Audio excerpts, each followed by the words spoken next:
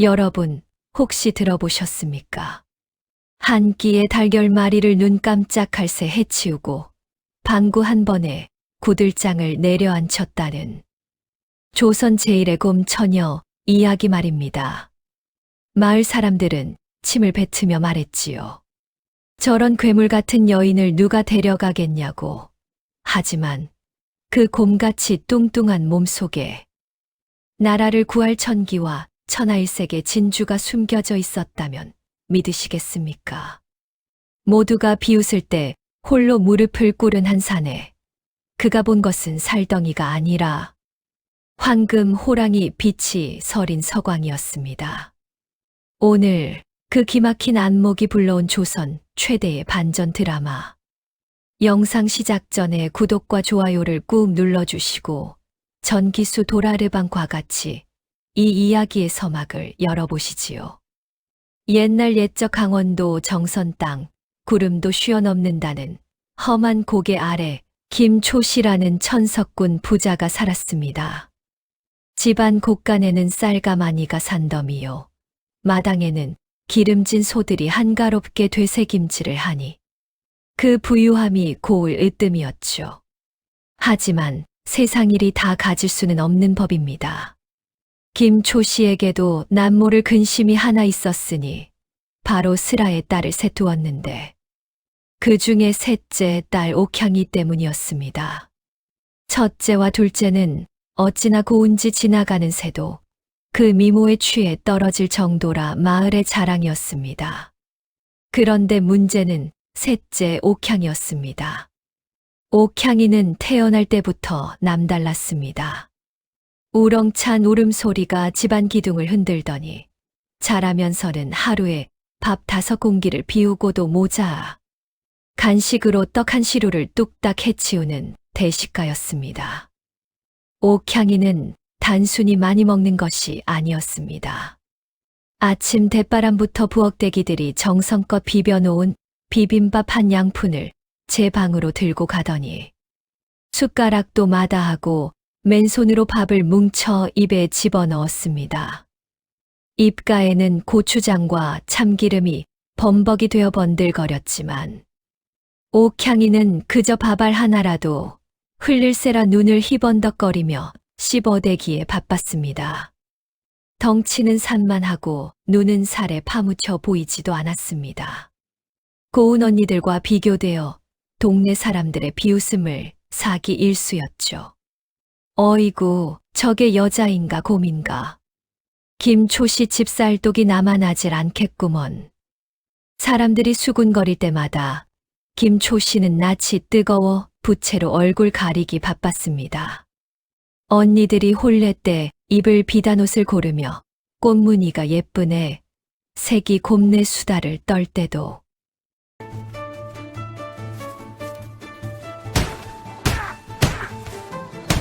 옥향은 그 옆에서 비단 치마를 앞치마 삼아 삶은 달걀을 까먹고 있었습니다.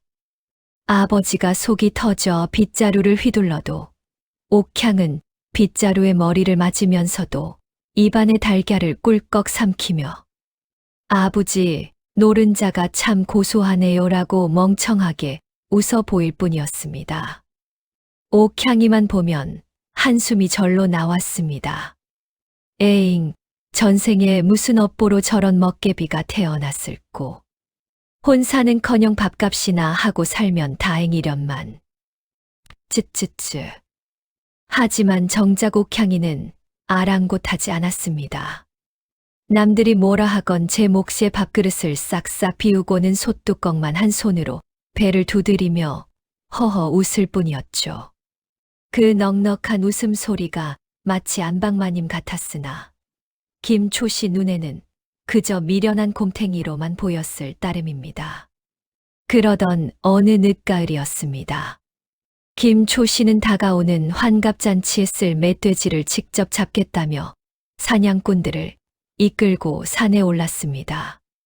단풍이 붉게 타오르는 산세가 절경이라 흥에 취해 그만 일행과 떨어져 깊은 숲속으로 들어가고 말았죠. 이보게들, 거기 있는가? 아무리 불러도 메아리만 돌아올 뿐. 정막강산이었습니다. 덜컥 겁이 난 김초 씨가 발길을 돌리려던 찰나였습니다. 덤불 속에서 거친 숨소리가 들려오더니 집채만 한 멧돼지 한 마리가 시벌건 눈을 번뜩이며 튀어나오는 게 아니겠습니까? 그놈은 보통 멧돼지가 아니었습니다. 등에는 억센 털이 창처럼 돋아있고 송곳니는 어른 팔뚝보다 굵었습니다.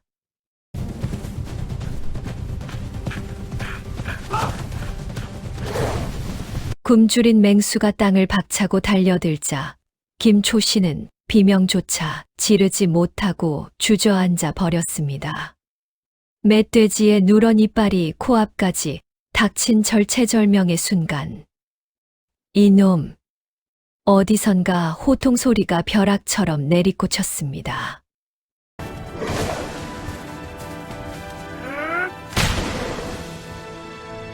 동시에 허름한 삼배옷을 입은 사내 하나가 멧돼지 위로 날아들었습니다.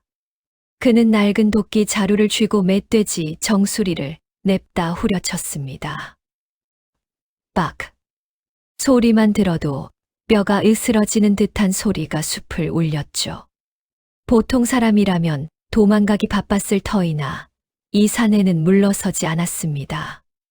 멧돼지가 몸부림치며 날뛰었으나 산에는 멧돼지 목덜미를 쇠스랑 같은 소나기로 움켜쥐고는 그대로 땅바닥에 매닫고자 버렸습니다. 멧돼지는 몇 번 발버둥 치더니 이내 거품을 물고 축 늘어졌습니다. 순식간에 벌어진 일에 김초 씨는 넋이 나가 입만 뻐끔거릴 뿐이었습니다. 사내는 거친 숨을 몰아쉬며 정중히 손을 내밀었습니다. 초씨 어른, 괜찮으십니까? 그제야 정신이 든 김초 씨가 사내의 얼굴을 보았습니다. 숯검댕이 묻은 얼굴에 남루한 차림. 영락없는 나무꾼 꼴이었으나 눈빛만은 밤하늘의 별처럼 형형하게 빛나고 있었습니다. 그는 아랫마을에 사는 가난한 나무꾼 강쇠였습니다. 오, 너는 강쇠 아니냐? 덕분에 목숨을 건졌구나. 고맙다. 참으로 고마워. 김초 씨는 강쇠의 손을 잡고 눈물을 글썽였습니다. 내가 내 생명의 은인이다. 내 너에게 큰 상을 내리마. 천석군인 내게 못 줄 것이 무엇이겠느냐? 기와집을 원하느냐? 아니면 논백 맞이기를 원하느냐? 말만 하거라. 강쇠는 잠시 김초 씨를 바라보며 묘한 미소를 지었습니다. 사실 강쇠에게는 남 모르는 특별한 능력이 있었습니다. 바로 사람의 겉모습이 아닌 그 안에 깃든 기운을 보는 눈이었죠.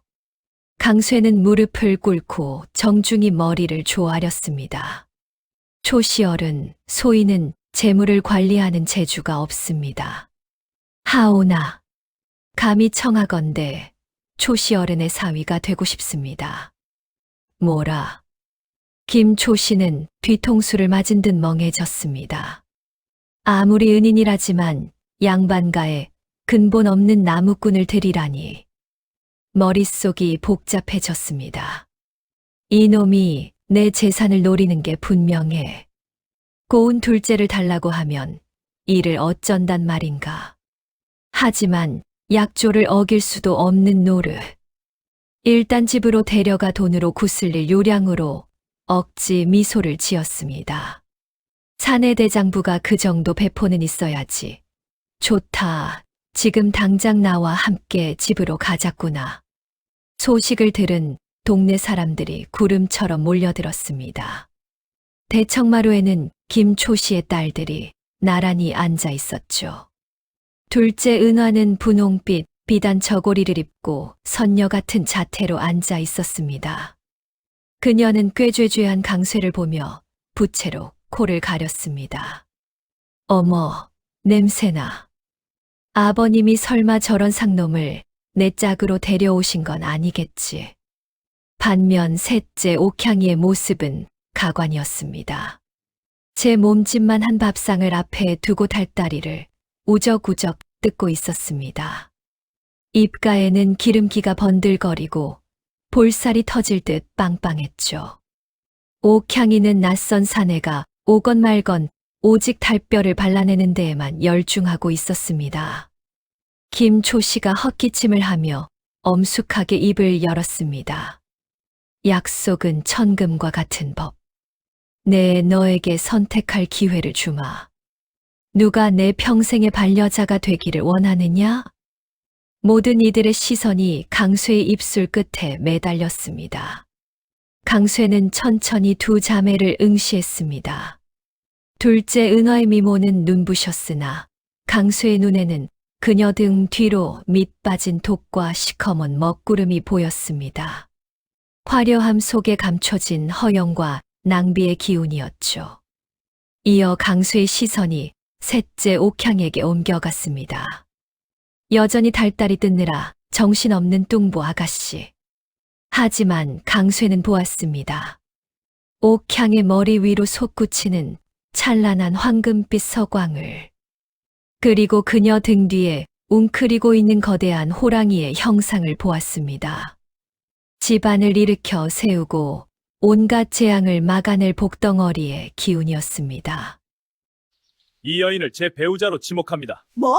닭다리가! 저 남자 좀 봐! 강쇠는 성큼 앞으로 걸어 나갔습니다. 김초 씨는 심장이 덜컥 내려앉아 눈을 질끈 감았습니다. 아이고, 이제 내 예쁜 은화는 나무꾼 마누라가 되는구나. 하지만 강쇠가 멈춘 곳은 마지막 닭다리를 입에 넣으려던 옥향의 앞이었습니다.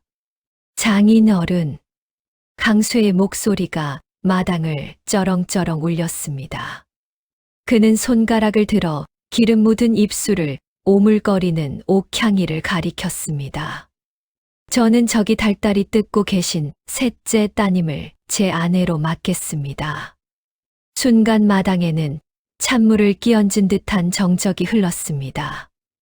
옥향이가 놀라 씹던 달뼈를 두둑 하고 떨어뜨리는 소리만이 들려올 뿐이었죠. 김초 씨는 귀를 의심하며 눈을 비볐습니다. 사람들은 웅성거리기 시작했습니다. 미인 놔두고 왜 곰탱이를 데려가? 눈이 삐었나 봐. 하지만 강쇠의 눈빛은 흔들림이 없었습니다. 그는 당황하여 눈만 껌벅이는 옥향이를 향해 세상에서 가장 다정한 미소를 지어 보였습니다. 제 눈에는 이분이야말로 제 인생을 황금빛으로 물들여줄 최고의 보배로 보입니다. 부디 허락해 주십시오. 김초 씨는 강쇠가 마음을 바꿀까봐 그 길로 당장 혼례 날짜를 잡아버렸습니다. 밤만 축내던 골칫덩어리를 치우게 되었으니 김초 씨에게는 이보다 더한 경사가 없었죠. 그런데 말입니다. 이 혼례 정말로 축복이기만 할까요? 그리고 강쇠가 본 황금빛 서광의 실체는 무엇일까요? 천하의 김초씨 댁셋째 딸이 나무꾼에게 시집을 간다니. 정선 땅 전체가 발칵 뒤집혔습니다. 사람들은 나무꾼 강쇠가 멧돼지를 잡더니 제정신까지 어디 산속에 두고 온 게 아니냐며 혀를 찼죠. 하지만 약조는 천금 같은 법. 드디어 운명의 혼례 날이 밝았습니다. 김초씨 댁 마당에는 아침부터 전 부치는 고소한 기름 냄새가 진동했습니다. 마을 사람들은 혀를 차면서도 이 기묘한 구경거리를 놓칠세라 구름처럼 몰려들었죠. 빌려 입은 사모관대가 작아서 자꾸 흘러내리는 강쇠의 모습은 우스꽝스러웠지만 표정만은 장원급제라도 한 듯 싱글벙글했습니다. 드디어 오늘의 주인공 신부 옥향이가 등장했습니다. 좌중은 일순간 숨을 죽였습니다. 족두리를 쓰고 연지곤지를 찍었으나 그 거대한 풍채는 감출 수가 없었습니다. 붉은 화롯이 터질 듯 팽팽하여 보는 사람이 다 조마조마할 지경이었죠. 혼례가 진행되는 동안 언니들은 부채로 입을 가리고 킥킥거렸습니다. 예, 저것 좀 봐. 굴러가는 게 더 빠르겠다. 어쩜 저리 미련해 보일까. 나무꾼 신랑이랑 천생연분이네. 비웃음 소리가 들릴 때마다 강수의 눈썹이 꿈틀거렸으나 그는 꼭 참고 예를 갖추어 절을 올렸습니다. 그렇게 우당탕탕 혼례식이 끝나고 이제 신행을 떠날 차례가 되었습니다. 옥향이는 가마에 올랐습니다. 4명의 건장한 가마꾼이 긴장한 표정으로 가마채를 잡았죠. 자, 든다. 하나, 둘, 으라차. 가마꾼들이 안간힘을 쓰며 가마를 들어 올렸습니다. 그 순간이었습니다. 우직근, 쾅. 굵은 참나무 가마가 맥없이 반으로 부러졌습니다. 가마는 그대로 땅바닥에 처박혔고 가마꾼들은 중심을 잃고 사방으로 나뒹굴었습니다. 아이고 허리야, 내 허리. 이게 사람이야 바위야. 이걸 어떻게 들어. 마을 사람들은 배꼽을 잡고 박장대소를 터뜨렸습니다. 옥향이는 부서진 가마 틈에서 엉금엉금 기어나왔죠. 족두리는 삐뚤어지고 옷은 만신창이가 되었습니다. 얼굴이 홍당무처럼 달아오른 옥향이는 쥐구멍이라도 찾고 싶은 심정이었습니다. 그때였습니다. 신랑 강쇠가 성큼 다가와 옥향의 옷자락을 고쳐주었습니다. 그리고는 구경꾼들이 들으라는 듯 큰 소리로 외쳤습니다. 부인, 괜찮으시오? 가마가 부실하여 이 귀한 내 색시를 모시지 못했구려. 내 등이라도 빌려드리고 싶으나 우리끼리 오붓하게 걸어가는 것도 낭만 아니겠소? 강쇠의 당당한 태도에 웃던 사람들도 머쓱해져 입을 다물었습니다. 강쇠는 옥향이의 손을 잡고 앞장섰습니다. 옥향이는 그 따뜻한 손길에 울컥하여 코를 훌쩍였죠. 강쇠는 소매춤에서 몰래 챙겨온 떡 하나를 꺼내 옥향이 입에 쏙 넣어 주었습니다. 서방님, 고맙습니다. 이거라도 드시고 힘내세요. 옥향이는 강쇠가 넣어준 떡을 오물거리며 평생 처음 느껴보는 든든한 내 편의 존재의 가슴이 벅차올랐습니다. 남들은 미련하다 비웃는 제 덩치를 복덩이라 불러준 유일한 사내. 두 사람은 부서진 가마를 뒤로 하고 노을지는 고갯길을 나란히 걷기 시작했습니다. 하지만 여러분, 이제부터가 진짜 시작입니다. 빈손뿐인 나무꾼 당쇠와 먹성 좋은 옥향이의 신혼생활은 과연 순탄했을까요? 그리고 옥향이가 왜 나라를 구할 천기를 품은 여인이라 불리는지. 그 기막힌 예언들이 2부에서 본격적으로 펼쳐집니다. 이야기 어떠셨나요? 오늘 전기수 도라르방이 준비한 이야기는 여기까지입니다. 2부가 기대되시면 구독과 좋아요 눌러주시고 알림 설정을 해두시면 흥미진지한 2부를 만나보실 수 있습니다. 여러분의 응원이 영상 제작에 큰 힘이 됩니다. 다음 2부 영상에서 뵙겠습니다.